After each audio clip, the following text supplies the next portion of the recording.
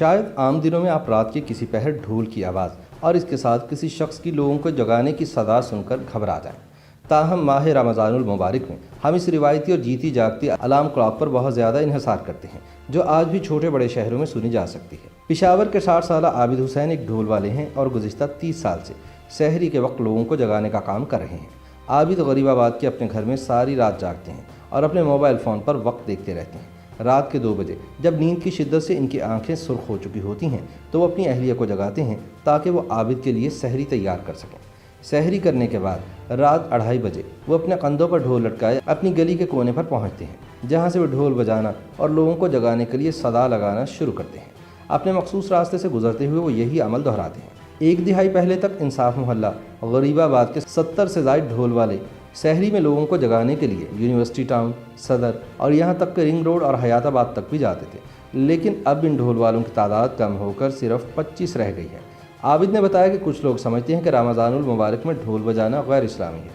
پشاور کے فنکاروں پر ہونے والے دہشت گردانہ حملوں کے بعد ہم شہر کے وسطی علاقوں میں خود کو زیادہ محفوظ تصور کرتے ہیں اور ہمیشہ ایک گروپ کی صورت میں چلتے ہیں۔ ہم رمضان سے پہلے ہی طے کر لیتے ہیں کہ کون سا ڈھول والا کس علاقے میں جائے گا اور ہر علاقے کے لیے 2 ڈھول والے مختص کر دیے جاتے ہیں۔ انہوں نے کچھ عرصہ پہلے پشاور کے یقطوط علاقے میں ہونے والے ایک حادثے کے بارے میں بتایا جس میں ایک مذہبی عالم نے انہیں برا بھلا کہا تھا اور ان کا ڈھول بھی توڑ دیا۔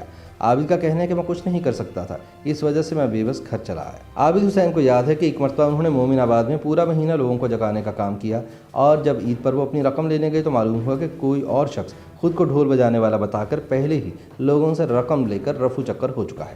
عابد نے بتایا کہ اسی وجہ سے رمضان کی ابتدا میں محلے کے بزرگوں سے ملاقات کرنا ضروری ہوتا ہے تاکہ انہیں معلوم رہے کہ کون انہیں سحری میں جگاتا ہے اور رقم کسے دینی ہے۔ لوگوں کے رویے کے ساتھ ساتھ ٹیکنالوجی اور بدلتا ہوا طرز زندگی ڈھول والوں کے لیے شاید سب سے بڑا چیلنج ہے۔ عابد کا کہنا ہے کہ لوگ ساری رات سوشل میڈیا استعمال کرتے ہوئے گزارتے ہیں، اس وجہ سے یا تو انہیں سحری میں جگانے کی ضرورت ہی نہیں ہوتی یا پھر وہ اپنے فون میں الارم لگا لیتے ہیں۔ لیکن کچھ لوگوں کو ڈھول بجانے کی روایت پسند ہے اور وہ آج بھی محلے والوں سے رقم جمع کر کے سحری میں جگانے کے لیے ڈھول والے کا بندوبست کرتے ہیں۔ ایسے ہی لوگوں میں سے ایک عرفان اللہ ہیں جو کہ یونیورسٹی کے طالب علم ہیں۔ وہ سحری کے وقت اٹھنے کے لیے اپنے فون پر الارم لگاتے ہیں، لیکن انہیں سحری میں جگانے کے لیے ڈھول بجانے کی روایت پسند ہے۔ وہ کہتے ہیں کہ یہ روایت ہمیں یاد دلاتی ہے کہ ہمارے اجداد سحری میں کس طرح اٹھتے تھے۔ تاہم دوسری جانب 23 سالہ عزیر خان ڈھول والے کو اپنی گلی میں آنے کی اجازت دینے پر اپنے بڑے بزرگوں سے نالاں ہے۔ اس کا کہنا ہے کہ ڈھول غیر ضروری شور کا باعث بنتا ہے، یہ غیر اسلامی روایت ہے جسے ہمارے اجداد نے لا علمی میں اپنا لیا تھا۔ وہ اس بات پر مطمئن ہے کہ یہ روایت اب ختم ہو چکی ہے۔ تاہم ڈھولچی عابد کا کہنا ہے کہ لوگوں کو سحری کے لیے جگانا صرف روزگار کا ذریعہ ہی نہیں بلکہ یہ ایک ایسی نیکی ہے جس کا اجر اللہ رب العزت بعد کی زندگی میں عطا کریں گے۔ یہ ان کا آبائی پیشہ ہے اور انہوں نے ڈھول بجانا اپنے والد سے سیکھا۔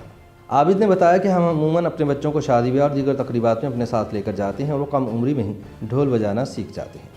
عابد کے مطابق ڈھول بجانا کوئی مشکل کام نہیں، اگر کوئی شخص دلچسپی لے تو 2 مہینوں میں ہی ڈھول بجانے میں مہارت حاصل کر سکتا ہے۔ لیکن عابد نہیں چاہتے کہ ان کے بیٹے اس روایتی کام کو اختیار کریں جس سے بہت کم آمدن ہوتی ہے۔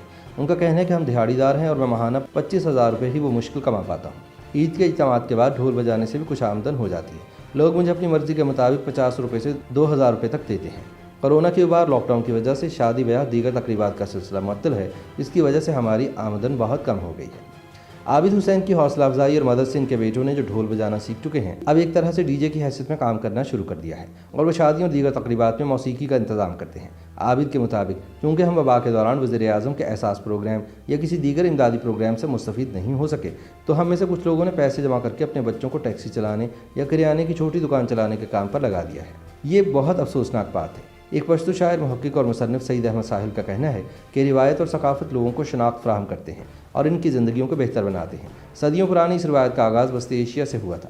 افغان اور پختون خطوں کے بعد یہ روایت اندرون سندھ اور کشمیر تک پھیل گئی۔ کچھ عرصہ پہلے افغانستان کی ایک ویڈیو سوشل میڈیا پر وائرل ہوئی تھی جس میں مبینہ طور پر طالبان کو موسیقی کے آلات کو جلاتے اور فنکاروں کے سر مونڈتے ہوئے دکھایا گیا۔ مذہبی شدت پسندی ان لوگوں کے لیے نقصان دہ ثابت ہوتی ہے جو فن کے ذریعے اپنی روزی کماتی ہیں۔ جیسے ہی عابد حسین اپنی مختص کردہ گلیوں میں آخری گھر تک پہنچتے ہیں تو انہیں گھروں میں لائٹیں جلتی ہوئی دکھائی دیتی ہیں۔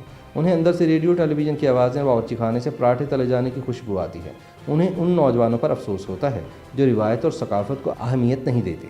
انہیں شاید وہ وقت بھی یاد ہو جب وہ چکا گلی حشر نگری میں 1500 سے زائد گھروں کے رہائشیوں کو سحری کے لیے جگاتے تھے۔ فی الحال انہیں اپنے کام سے جو اطمینان حاصل ہوتا ہے وہ ان کے لیے کافی ہے۔ YouTube पर गूगली न्यूज देखने के लिए youtube.com की सर्च बार में गूगली न्यूज टीवी टाइप करें। गूगली न्यूज के पेज पर सुर्ख रंग के सब्सक्रिप्शन वाले बटन पर क्लिक करना ना भूलिए। YouTube पेज पर अपलोड होने वाली वीडियो से बाखबर रहने के लिए बेल आइकन पर क्लिक कीजिए। आपको हर नई वीडियो के बारे में नोटिफिकेशन मौसूल हो जाएगा।